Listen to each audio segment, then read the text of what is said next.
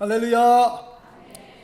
오늘 사도신경 가운데에 하늘에 오르사 전능하신 하나님 우편에 앉아 계시다가 라는 내용을 가지고 같이 하나님의 말씀에 은혜를 나누게 되겠는데요. 매주일마다 열심히 잘 들으셨지만 오늘은 특별히 좀 잘 들으셔야 될 것 같습니다. 내용이 보통 우리가 교회 생활하면서 많이 듣지 않는 그런 내용이기 때문에 오늘 말씀의 내용을 좀 잘 들어주시면 감사하겠습니다. 할렐루야. 아멘. 예수님께서 이 세상에 오셔서 우리 인간의 모든 죄를 담당하시고 그 모든 죄를 짊어지시고 십자가에서 죽으셨습니다. 죽으시고 난 다음에 장사된 지 사흘째 되는 날 죽음에서 부활하셨습니다. 예수님께서 죽음에서 부활하시고 난 다음에 지상에서 40일을 제자들과 함께 거하시다가 감람산에서 500성도가 보는 그 앞에서 승천하셨습니다. 500성도가 보는 가운데 승천하시는 그 장면을 오늘 사도신경에서 기록하고 있는 겁니다. 그래서 내용이 하늘에 오르사 500성도가 보는 앞에서 승천하시는 그 장면입니다. 하늘에 오르사 그 다음에 뭐예요?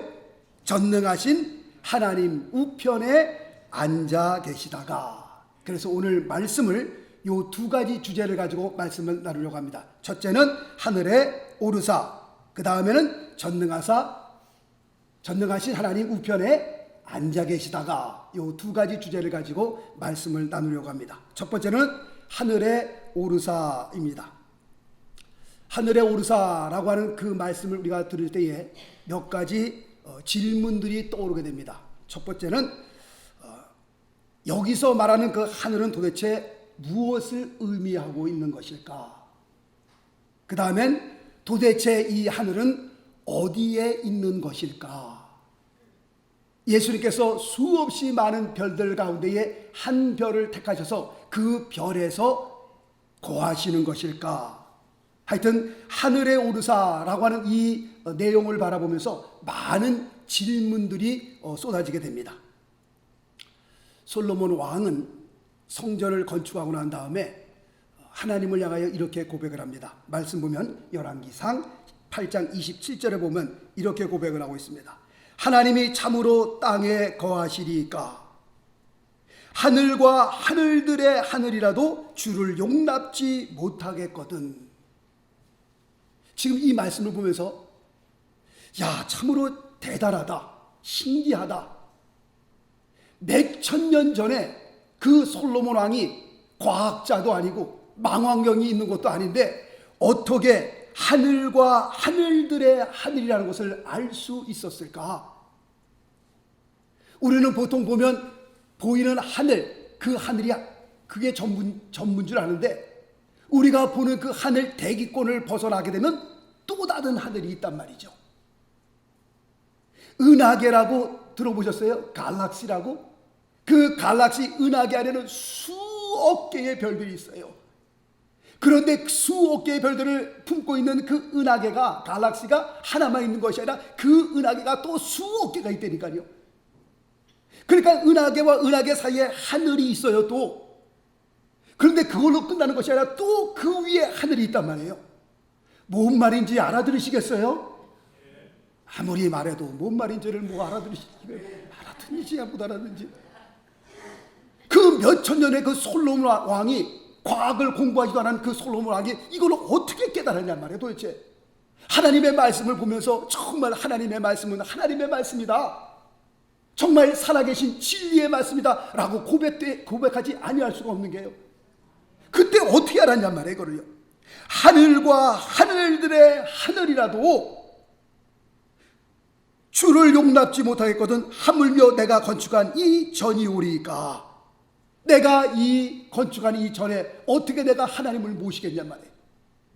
이 말씀을 보면서 하나님은 얼마나 크신 하나님이에요? 우리가 상상할 수도 없이 그렇게 크신 하나님이에요.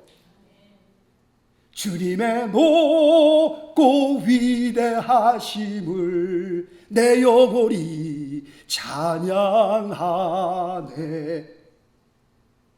그렇게 찬양만 하는 것이 아니라 정말 그 하나님, 우리가 찬양하는 하나님, 우리가 섬기는 하나님, 얼마나 크신 하나님이냐? 어마어마하게 크신 하나님, 우리의 상상을 초월할 정도로 크신 하나님, 그 하나님을 우리가 섬기는 겁니다. 솔로몬 왕이 성전을 건축하러 한 다음에 그 크신 하나님을 그가 알았어요. 솔로몬이 섬기는 그 하나님이 어마어마한 하나님인 것을 알았기 때문에 성전을 건축하고 난 다음에 내가 그 크신 하나님을 어떻게 요 조그만 성전에 모실 수 있겠습니까? 라고 고백했다라고 하는 겁니다. 그러므로 하늘에 오르사라고 말씀하신 그 말씀을 우리는 어떻게 이해해야 되느냐? 어떤 한 곳을 딱 정하여서 하나님께서, 그 크신 하나님께서 그곳에 머무르신다라고 우리가 이해하는 것보다는 하늘에 오르셔서라고 하는 그 말씀의 의미는 우리의 삶과 이 세상의 역사를 주관하며 다스리며 통치하시는 하나님이다. 우리가 그렇게 이해하시는 것이 더 좋습니다. 하늘에 오르사. 예수님께서는 지상에서 사역을 하실 때에도 이 승천에 대해서 가끔 제자들에게 말씀을 하셨습니다. 말씀 보겠습니다. 요한복음 16장 7절 말씀 보니까 내가 너희에게 실상을 말하노니 내가 떠나가는 것이, 이게 뭐예요? 승천입니다. 하늘로 올라가시는 겁니다. 내가 떠나가는 것이 너희에게 유익이라 라고 말씀을 하셨습니다. 왜 예수님께서는 제자들에게 내가 승천하는 것이, 내가 너희를 떠나가는 것이 유익이다 라고 말씀을 하셨을까요? 간단하게 세 가지로 말씀을 좀 나누려고 합니다. 첫째로는 예수님께서 제자들 향하여 내가 떠나가는 것이, 하늘로 올라가는 것이, 승천하는 것이 너희에게 유익이다. 왜냐하면 첫 번째, 예수님이 승천하신 후에는 성령이 우리에게 오셨기 때문에 그렇습니다. 물론 예수님 전에도 구약시대 때도 성령은 사람들에게 임했습니다. 그런데 구약에 임했던 그 성령은 굉장히 극소수였습니다. 다시 말씀드리면 특별한 사람에게만 성령이 임했습니다. 예를 들면 왕이라든가, 그 다음에 제사장이라든가, 그 다음에 선지자라든가, 그 다음에 나라를 구원하는 사사들이라든가, 그런 사람들에게 성령이 감동을 주셨습니다. 성령이 임했던 것을 우리가 봅니다. 그러나 예수님이 승천하신 이후로는, 다시 말씀드리면 신약시대로 들어오면서 이제 성령은 특별한 사람에게만 임하는 것이 아니라 누구에게나 다 성령은 임하실 수 있다라고 하는 사실입니다. 남녀노소를 불문하고 누구에게나, 옛날 같으면 왕만 받았을 그 성령인데 제사장이나 그 다음에 선지자나 사사들이나 특별한 사람들을 받았을 성령인데 이제는 우리 모두가 다 성령 충만을 받을 수 있다라고 하는 겁니다. 초등학교 3, 4학년들이 성령 세례 받는 거 혹시 보셨어요? 산상기도 올라가서 기도를 하는데요, 그때 그 꼬마가 3학년인가 그랬어요. 이야, 그 꼬마가요 죽자 사자 붙으면서 기도하는데 성령 달라고 하나님 앞에 기도하면서 옆에 보니까 Lord, I want to receive the Holy Spirit 하면서 그냥 막 기도, 꼬마가 기도하는데 뭘 알겠어요? 국민학교 초등학교 3학년짜리가. 나중에 끝까지 매달려 기도하는데요, 그가 성령 세례를 받으면서 야, 거기서 충만한 기도를 하는 걸 보면서 야, 저런 꼬마에게도 저렇게 간구하니까 성령 세례가 임하는구나. 누구나 다 받을 수 있다니까요. 어린애로부터 시작해서 노인에 이르기까지 특별한 사람에게만 임하는 것이 아니라 누구에게나 다 성령은 임할 수 있다라는 것을 여기서 말씀하고 있습니다. 두 번째로는 예수님이 승천하신 이후로 이 땅에 교회가 세워지게 되었습니다.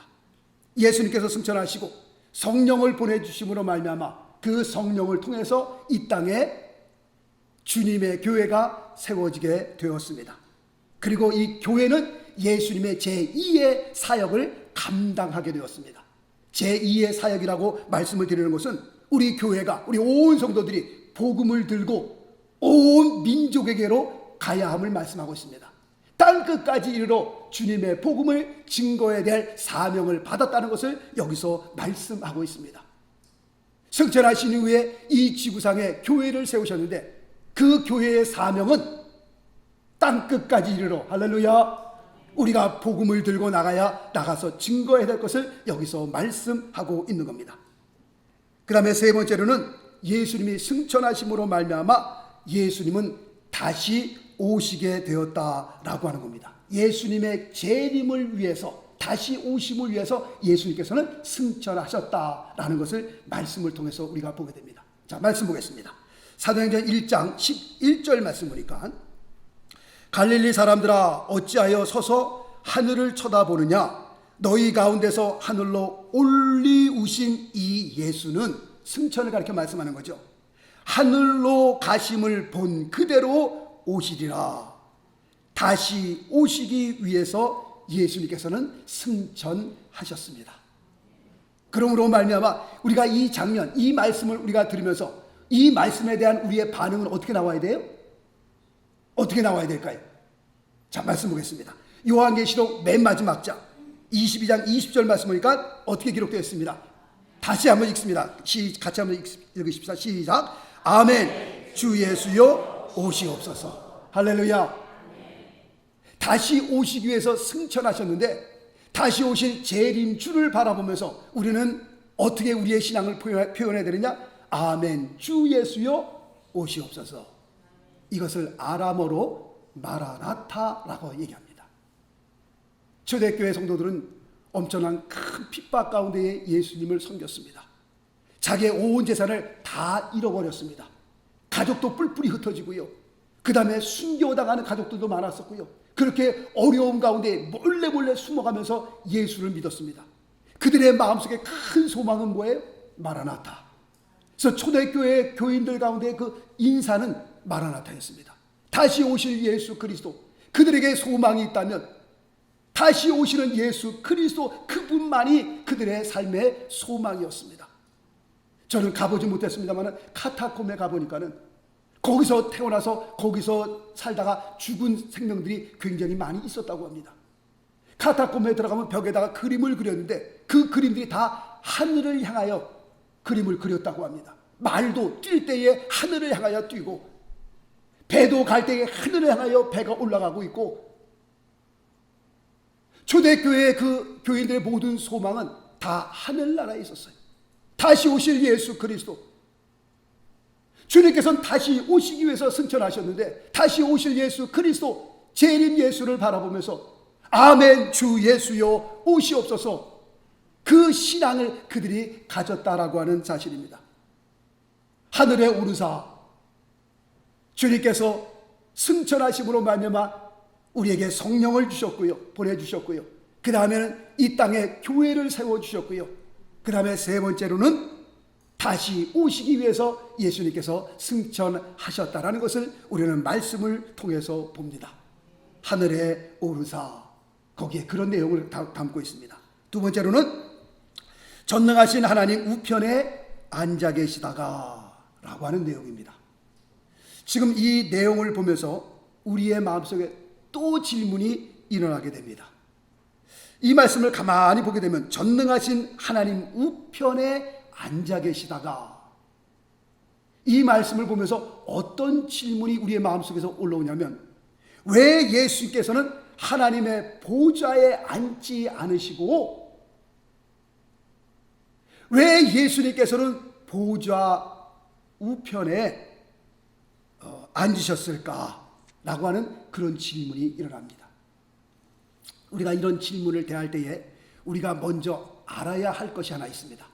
뭐냐면 성경에 보면 하나님께서 하나님의 자녀된 우리와 함께 모든 좋은 것들을 함께 늘 나누기를 원하십니다. 그런데 꼭 한 가지만큼은 용납하지 않는 것이 있었어요. 그것은 뭐냐면 하나님의 보좌입니다. 왜냐하면 하나님의 보좌는 누구만 앉으실 수 있어요? 하나님께서만이 앉으실 수 있기 때문입니다. 하늘에 신령한 모든 좋은 것들을 우리와 함께 다 나누셨어도 하나님의 보좌만큼은 하나님께서 우리에게 용납하지 않으셨다라는 것을 우리가 알게 됩니다. 천사장 루시엘이 있었습니다. 이 루시엘이 타락하여 루시퍼가 됐는데 우리는 루시퍼를 사단이다, 마귀다, 우리가 그렇게 얘기를 합니다.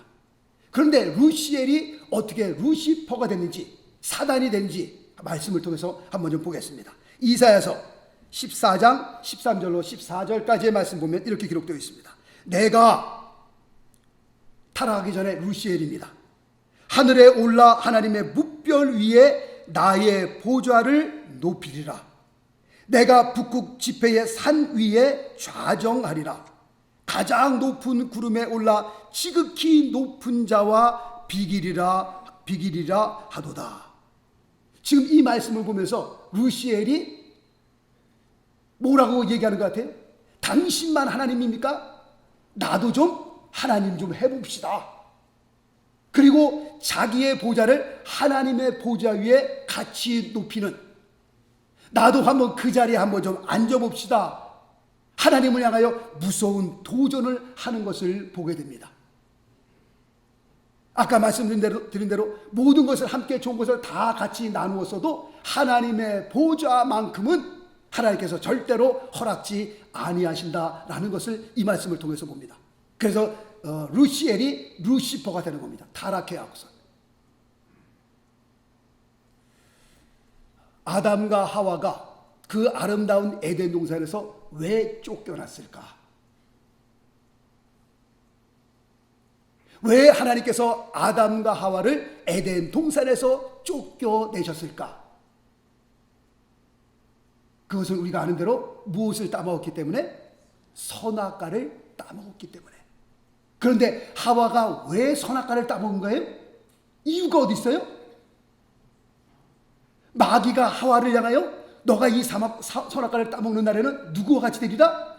하나님과 같이 되리라. 너희의 눈이 밝아 하나님처럼 된다고 하니까 하와가 하나님처럼 되어보려고 선악과를 따먹었다고 하는 사실이에요. 다시 말씀드리면 하나님의 보좌에 한번 앉고 싶어서 하와가 선악과를 따먹게 되었다라고 하는 겁니다. 결과는 뭐예요? 그 아름다운 에덴 동산에서 쫓겨나게 되었습니다. 또 한 번 말씀드립니다. 하나님께서 하늘에 신령한 모든 것을 우리와 함께 나누기를 원하십니다. 나누기를 기뻐하십니다. 하나님의 가지신 모든 것들을 다 공개하시고 다 우리에게 퍼부어 주십니다. 그러나 보좌만큼은 아니다라는 거예요. 왜냐하면 그것은 하나님에 대한 정면 도전이기 때문에 그렇다라고 하는 겁니다. 자, 그럴 것 같으면 다시 아까 드린 그 질문 다시 돌아갑니다. 왜 예수님께서는 하나님의 보좌에 앉지 못하시고 왜 하나님의 보좌 우편에 앉아 계셨을까? 거기에 대한 질문이 또 생기는 겁니다. 우리가 이 말씀을 보면서 혹시라도 하나님의 보좌는, 잘 들어주시기 바랍니다. 하나님의 보좌는 하나님만 앉아 계셔야 되는데 예수님께서 하나님의 보좌 위에 앉지 못하시고 우편에 앉아 계신 것을 보면은 혹시 예수님께서 하나님이 아니시기 때문에 그런 것이 아닌가라고 하는 추측이 듭니다.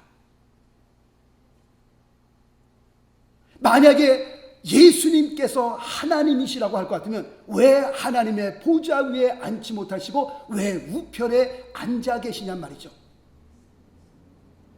아까 말씀대로 하나님은, 하나님의 보좌는 하나님만 앉으셔야 된다라고 하는 그 말씀에 의해서 볼 때 예수님은 하나님이 아니시구나 라고 하는 결론을 내릴지도 모르게 됩니다.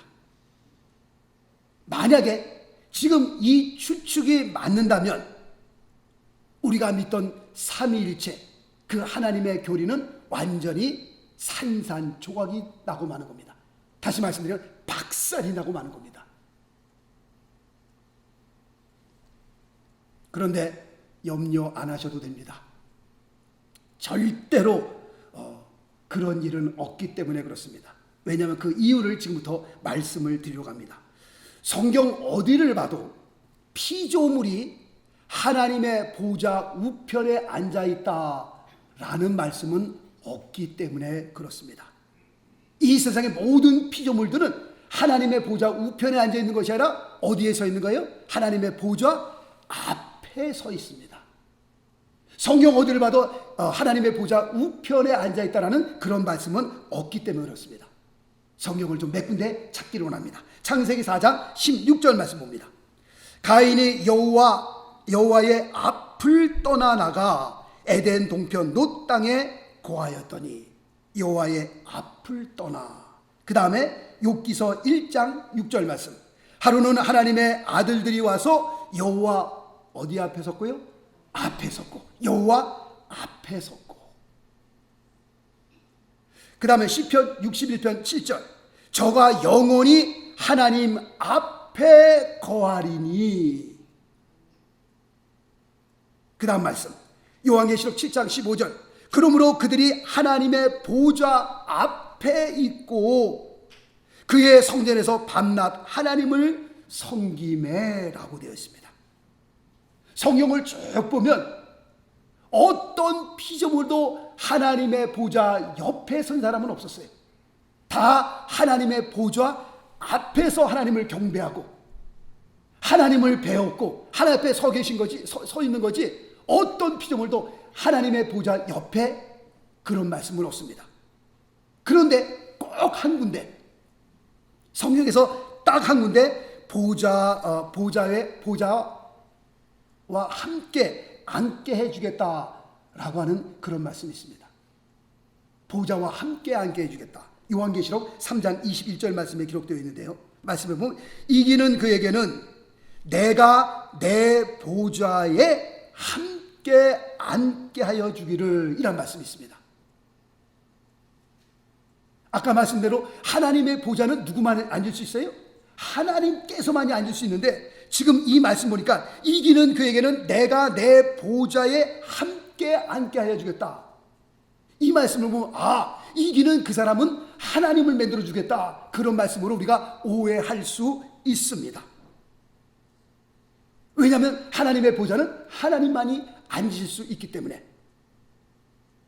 지금 이 말씀이 그렇습니다. 이기는 그에게는 내가 내 보좌에 함께 앉게 하여 주겠다.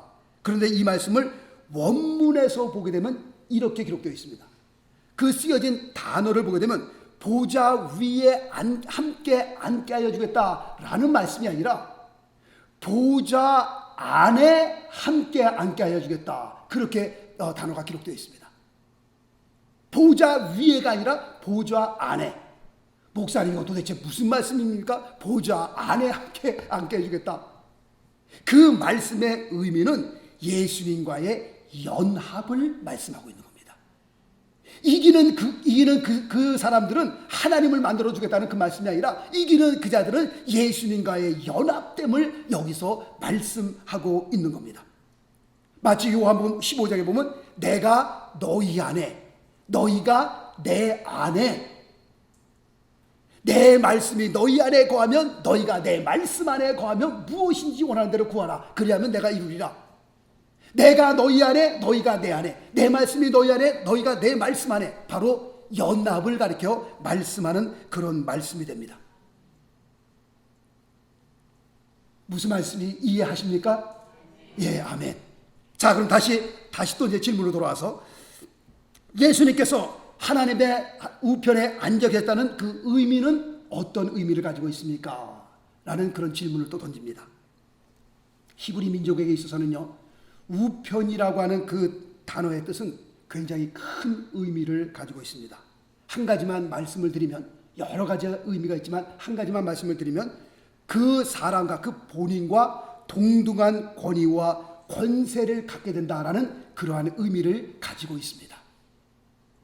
그러므로 예수님께서 하나님의 보좌 우편에 앉아 계셨다라고 한 그 말씀의 의미는 하나님과의 그 동등한 권위와 동등한 권세가 있으심을 여기서 말씀하고 있는 겁니다. 그렇다고 할 것 같으면 예수님께서 하나님의 우편에 앉아 계신 이유는 또 어디에 있습니까? 어떤 이유가 있습니까? 라고 할 때에 이유가 있습니다. 하나님의 보좌 우편에 앉아 계신 그 이유가 있는데 그 이유는 뭔가 하니까는 아직도 예수님께서 하셔야 할 일들이 많이 남아있기 때문에 그렇습니다. 무슨 말씀이냐? 요한계시록에 보면 7인을 떼어야 되고, 그 다음에 7 나팔을 부셔야 되고, 그 다음에 7 대접을 부으셔야 됩니다. 그 다음에 재림하시는 일도 남아 있습니다.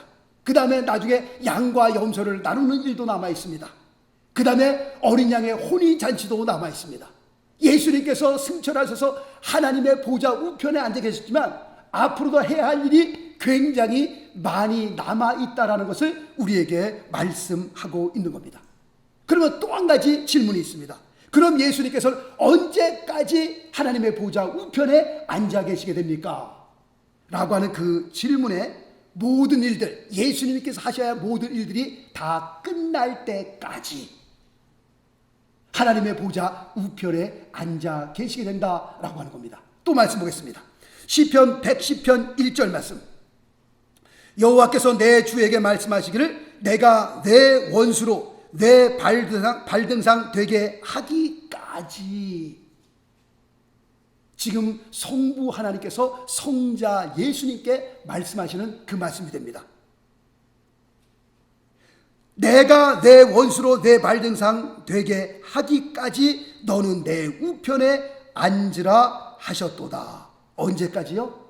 예수님께서 예수님의 모든 일들이 다 마치실 때까지. 그러면 또 질문이 나옵니다.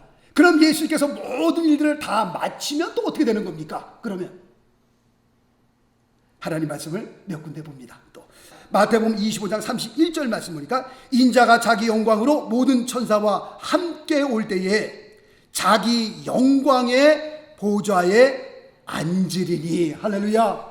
이제 모든 일들을 마치셨기 때문에 이제 어디 앉으시는 거예요? 영광의 보좌에 앉으시는 겁니다. 자, 그 다음 말씀 요한계시록 4장 2절. 내가 곧 성령에 감동하였더니, 여기서 내가는 사도 요한을 가리켜 말씀합니다. 내가 곧 성령에 감동하였더니 보라 하늘에 보좌를 베풀었고 그 보좌 위에 앉으신 이가 있는데, 그분이 누구예요? 성자 예수님, 예수 그리스도가 그 보좌 위에 앉게 되었다라고 고백하고 있습니다. 그 다음 요한계시록 4장 10절. 24장로들이 보좌에 앉으신 이 앞에 엎드려 세세토록 사시는 이에게 경배하고 자기의 면류관을 보좌 앞에 던지며 가로되. 보좌에 앉으신 이 누구예요? 우리 주 예수 그리스도를 가리켜 말씀하는 겁니다. 그 다음에 요한계시록 3장 21절 말씀. 내가 이기고 아버지 보좌와 함께 앉은 것과 같이 하리라. 아버지 보좌에 함께 앉는 것. 모든 사역을, 모든 일들을 마치고 난 다음에 예수님께서 이제는 그 영광의 보좌에 앉게 되신다라고 하는 말씀이 됩니다. 하늘에 오르사 전능하신 하나님 우편에 앉아 계시다가 오늘 이 말씀을, 이 내용을 두 가지로 말씀을 드렸습니다. 말씀을 드렸는데 이 말씀을 잘 소화하신 분도 계시고, 이 말씀을 반반 소화하신 분도 계시고, 이 말씀을 전혀 못 알아듣는 분도 여기 보니까 있어요. 눈만 꾸벅꾸벅 하시는 분들 계신데 그분들은 지금 거진 70-80%를 못 알아들인 거예요. 보니까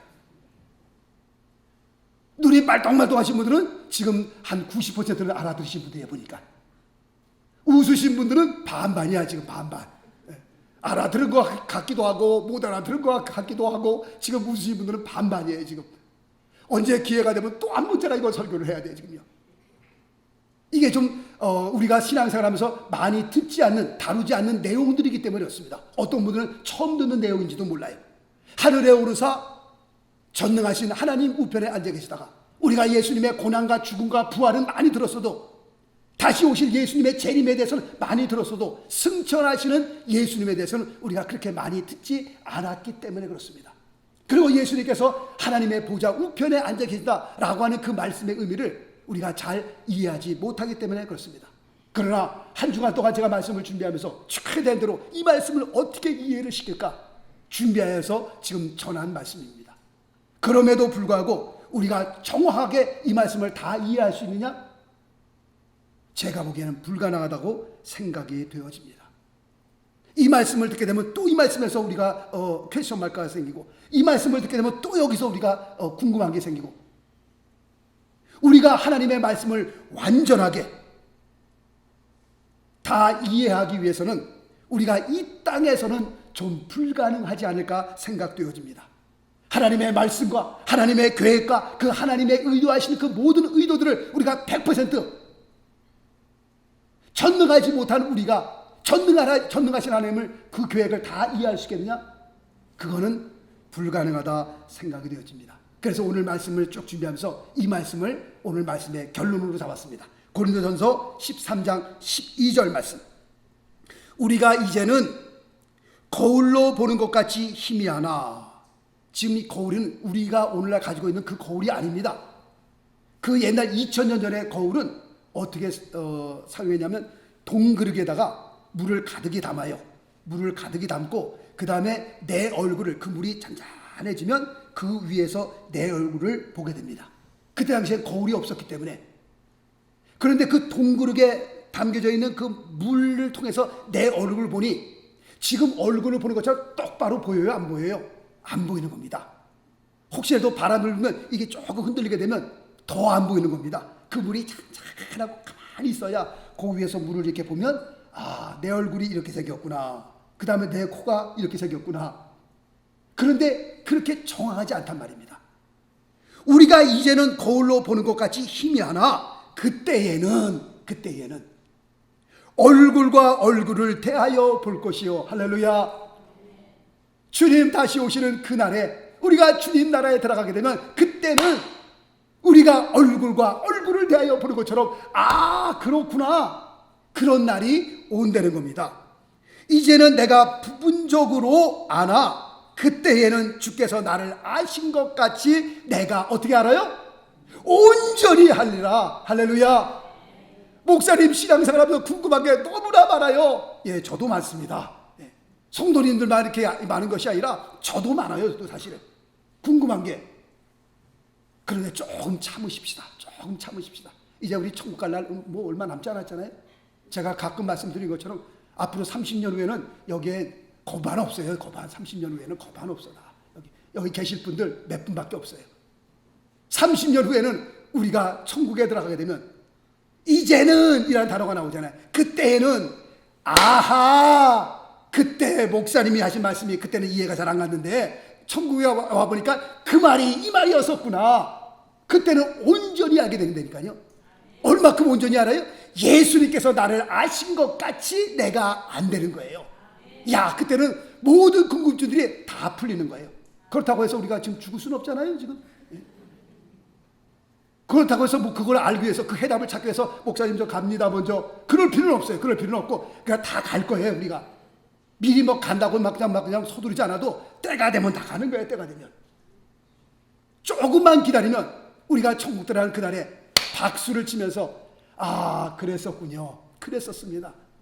온전히 아는 날이 옵니다. 정말 속이 확 뚫리면서 속이 후련해지는 날이 온다라고 하는 겁니다. 우리는 주님의 재림을 사모합니다. 마라나타의 은혜가 여러분과 함께 하시기를 바라겠습니다. 하늘에 오르사 전능하신 하나님 우편에 앉아 계시다가 그 다음 주일이 좀 무시무시한 말씀이 있습니다. 산자와 죽은 자를 심판하러 오시게 됩니다. 내일 주일은요 꼭 전도해 오셔야 됩니다. 이 말씀은 들으셔야 됩니다. 정말 주님께서 심판하시는 그날 우리 모두가 구원받을 수 있는 놀라운 역사가 우리의 삶 가운데 여러분의 가정에 이루어질 수 있게 되시기를 예수 그리스도 이름으로 축원합니다. 기도하겠습니다.